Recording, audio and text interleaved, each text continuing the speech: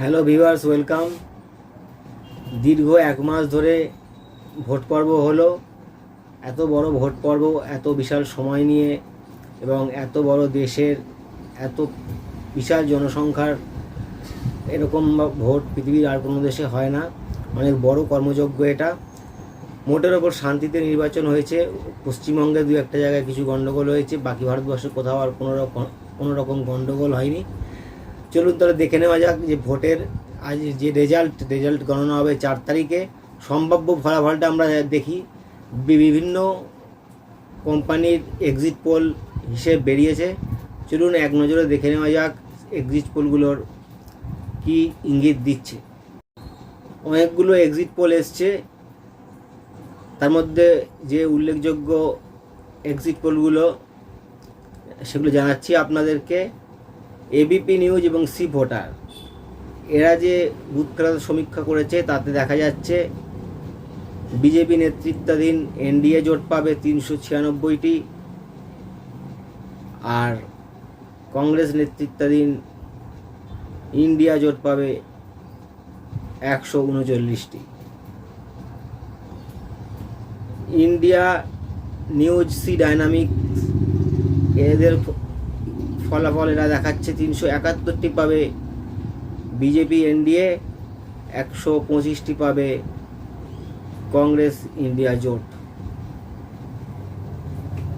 Axis my India today দেখাচ্ছে 401টা হতে পারে বিজেপির, 131টা হতে পারে ইন্ডিয়া জোটের কংগ্রেস নেতৃত্বাধীন। রিপাবলিক ভারত ম্যাট্রিক্স তাদের হিসাব 368টা বিজেপি নেতৃত্বাধীন এনডিএ এবং 125টা কংগ্রেস নেতৃত্বাধীন ইন্ডিয়া জোট। রিপাবলিক টিভি আরেকটি করেছে পি মার্কের সাথে, সেই সমীক্ষায় দেখাচ্ছে 359টি বিজেপি, 154টি কংগ্রেস জোট। টুডে চাণক্য তাদের হিসাবে 400-র ওপরে বিজেপি নেতৃত্বাধীন এনডিএ, 96টা কংগ্রেস নেতৃত্বাধীন বিরোধী জোট।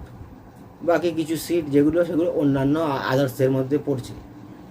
এই যে ফলাফলটা বুথ ফেরত সমীক্ষা যেটা এসছে, এটা একটা বোঝাই যাচ্ছে এখানে যে এটা গেরুয়া ঝড়ের পূর্বাভাস দিচ্ছে।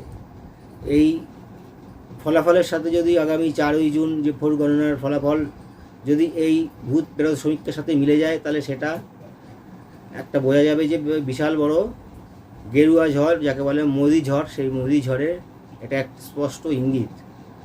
যদিও ভূত ফেরত সমীক্ষা সবসময় এক্স্যাক্টলি মেলে না, আবার কোনো সময় দেখা যায় পুরো ভালো রকম মিলে যাচ্ছে, আবার কোনো সময় একটু মিল হচ্ছে না, এরকমও হয়। যাই হোক, এইটা গেল সার্বিকভাবে ইন্ডিয়ার পরিপ্রেক্ষিতে। আরেকটা সমীক্ষা হয়েছে যেটা হচ্ছে পশ্চিমবঙ্গের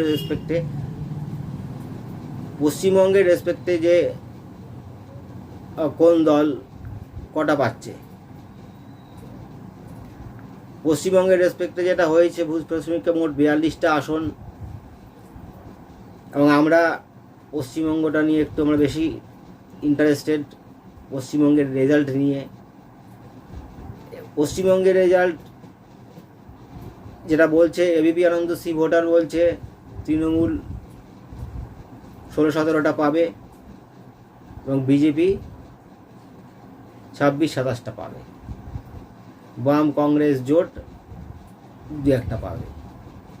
রিপাবলিক টিভি পি মার্ক বলছে তৃণমূল পাবে 20, বিজেপি পাবে 22। রিপাবলিক টিভি ম্যাট্রিক্স বলছে তৃণমূল পাবে 20টা মতন, বিজেপি পাবে 22-23টা। TV9 বলছে, TV9 একটু অন্যরকম বলছে। TV9 একমাত্র এখানে দেখা যাচ্ছে, TV9 বলছে যে তৃণমূলের সিট বেশি হবে বিজেপির থেকে, তৃণমূল পাবে 24টা, বিজেপি পাবে 17টা।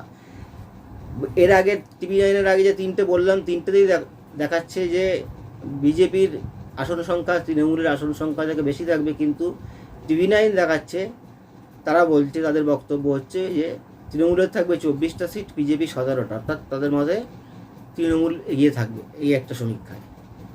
জন কি বাত বলছে 17-18টা পাবে তৃণমূল, 25-26টা পাবে বিজেপি। নিউজ নেশন বলছে, নিউজ নেশন সেকেন্ড, নিউজ নেশানও বলছে দুরকম, মানে নিউজ নেশান TV9-এর মতন সেকেন্ড চ্যানেল, যেটা বলছে যে তৃণমূল বেশি পাবে, তৃণমূল পাবে 22টা আর বিজেপি পাবে 19টা। তৃণমূলকে এগিয়ে রাখছে নিউজ নেশান আর TV9 দুটো চ্যানেল। টুডে চাণক্য বলছে 20-21টা পাবে তৃণমূল আর 22-23টা পাবে বিজেপি। অর্থাৎ মোট সমীক্ষা হচ্ছে 7 জনের মধ্যে 7টা সমীক্ষা, 7টা সমীক্ষার মধ্যে 5টা সমীক্ষা বিজেপিকে এগিয়ে রাখছে, 2টো সমীক্ষা পশ্চিমবঙ্গে তৃণমূলকে এগিয়ে রাখছে। কিন্তু পশ্চিমবঙ্গের রেসপেক্টে যেটা হলো, ভারতবর্ষের রেসপেক্টে 7টা সমীক্ষা, 7টা সমীক্ষাতে কিন্তু 7টা সমীক্ষাই বিজেপি নেতৃত্বাধীন এনডিএ জোটকে এগিয়ে রেখেছে। এখানে এই ভারতবর্ষের রেসপেক্টে 7টা সমীক্ষার কোনো একটাতেও কোনো অন্য মানে বিজেপি নেতৃত্বাধীন এনডিএ পিছিয়ে নেই। কিন্তু পশ্চিমবঙ্গের ক্ষেত্রে যে 7টা সমীক্ষা, সেখানে 2টো সমীক্ষায় বিজেপি নেতৃত্বাধীন এনডিএ পিছিয়ে রয়েছে, বাকি সব 5টা এগিয়ে রয়েছে। আর ভারতবর্ষের রেসপেক্টে 7টা সমীক্ষা, 7টাতেই বিজেপি নেতৃত্বাধীন এনডিএ জোট পুনরায় ক্ষমতায় আসতে চলেছে। তাহলে আমরা আপাতত আমাদের আর কিছুই করার নেই, বসে অপেক্ষা করা ছাড়া।